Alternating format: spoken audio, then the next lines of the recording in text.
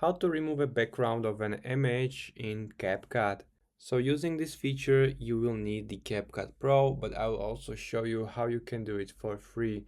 So this is my image and I want to remove the background. So in this line there should be the icon remove background. Click it and it will automatically remove the background. So if I, for example, add here this one, so as you can see, background was removed. But if you want to do it for free, open some background remover.